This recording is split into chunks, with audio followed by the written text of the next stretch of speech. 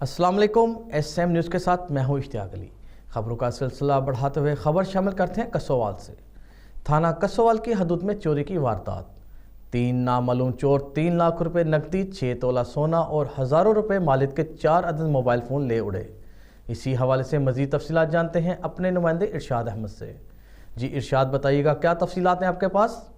जी बिल्कुल मुकद्दर भाई, मैं आपको तफसीलात से आगाह करता चलूं कि थाना कसवाल की हदूद नवाही गांव 116-12L में यासर अरफान वाल्द सादक पठान के घर से रात की तारीखी में असला के जोर पर 3 नामालूम चोर 3 लाख रुपए नकदी, 6 तोला सोना और हज़ारों रुपए मालिक के 4 अदद मोबाइल फ़ोन ले उड़े।